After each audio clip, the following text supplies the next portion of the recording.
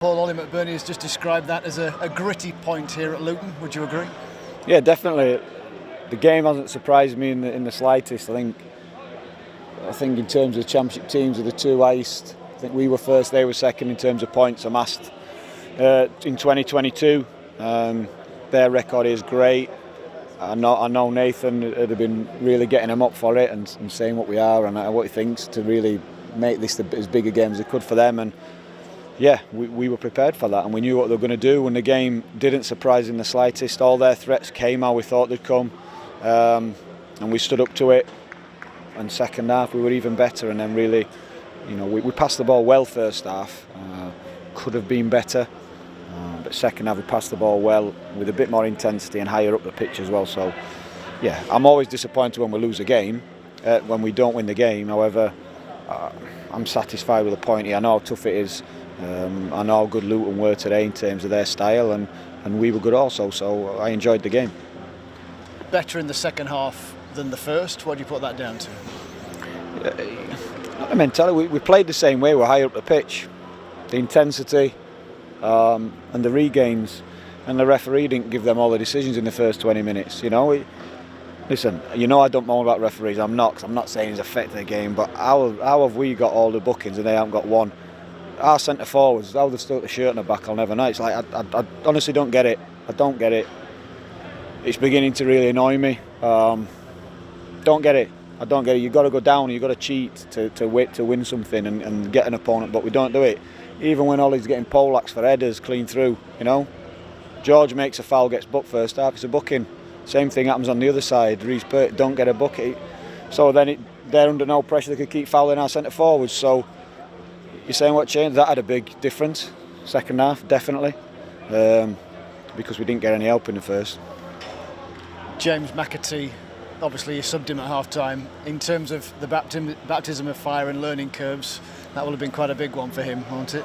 Yeah, he won't have experienced anything like that in terms of football pitch, the style of play of Luton, the intensity. He won't have. So from that aspect, it'll be a great experience in terms of his learning. He was on a booking, which was a tough one as well. And listen, we don't treat loan players any different in terms of standards, expectations. That's why I subbed him. But in terms of helping him and his learning, it'd be a great moment for him. It'd be a great moment. We know how highly thought of he is. But this is first team football, and this is coming away to a real intense team in the Championship and having to stand up to it. Doyle is another young player on loan from Man City, but obviously has plenty more stripes on his belt with the loan spells he's had in Germany and at Cardiff. But he came on and had a big impact in the second half. Yeah, did well in terms of the ball, this and the other, but again, a bit more detail in the game here.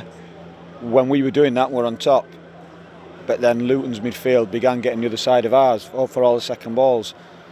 And that's why we had to sort of change it again and put Tommy and Ollie just around their players and Sander them being able to release and press Jordan Clark. And again, that's learning for him. We can't do all the work in the week about the detail and how their threats. I'm going to look back at their chances or opportunities when they get in a box, and I know what I'm going to see. I'm going to see midfielders the other side of ours, big moments. And we did well at it because we restricted them to very few, so we did really well at it. And Luton are very good at it. But again, it's something for us, and me when we play him again, to be really aware of. Ollie McBurney, we've spoken a lot about him recently after his performance last weekend. You mentioned him a few moments ago about getting kicked from pillar to post. So how rewarding was it to see him have I think he got a Man of the Match award, didn't he? But also to get the goal. Delighted for him, and everyone will talk about the goal, but his header in the last 2 minutes defending our box, he can bring that. But like I say, it's down to his hard work, changes made, application, drive, overcoming the disappointments that he had last season, because the same application was there then and people don't think it was. When we came in, he got COVID, had a bad reaction to that, lost a load of weight, load of fitness, came back, got a horrific dead leg in a game. If you remember, he wanted to stay on, had to bring him off to protect himself, and come back again and broke his foot. But he didn't stop trying, didn't stop working. I think what you're seeing now is probably the benefits of having those extra few weeks we gave him pre-season, and and the changes he's made mean he's fit and capable to perform like that. Speaking of dead legs, Reece Norrington-Davies, one of several to talk about injury-wise. Let's start with him. How's he? Well, we had to bring him off. Another impact injury. We had a few from the game at the weekend, so we'll have to assess him, and hopefully he's okay. The goalkeeper, Wes Fodringham, walked off unaided but was hobbling quite severely. Can you give us some kind of insight to what? He was sickness and dire. That's illness. He was sick on the pitch and just couldn't carry on. So hopefully we'll get him away from the players now, and hopefully shook that off in 24 hours. Not bad though for Amisa to come on and pull off the save that he did for the young lad on his debut. Yeah, that's what he's in for. He's been waiting for this opportunity. Came for a cross early on, which will have helped. Made a save, which we'd expect us to make, but it's good for him, and he's played his part then. So yeah, it's a big moment for Jordan. That. What's happened with John Fleck? So he's one of the ones we had. An Illiman and Flecky took some big knocks in the game.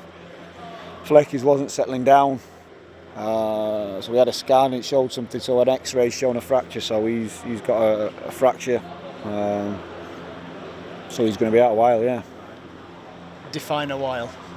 It's going to be months, isn't it? Like hopefully it's not displaced, so hopefully, you never know. But at the minute, we're treating it as a straightforward one. So you're looking at 6 weeks to heal, and then a bit longer. So you're talking months. Which, given his start to the season, it's a blow in any case, I suppose. But massive an important blow, player, yeah. Yeah, massive blow. Love Flecky, love what he does, love what he brings. He'd have relished a night like tonight, wouldn't he? So yeah, he's going to be a miss.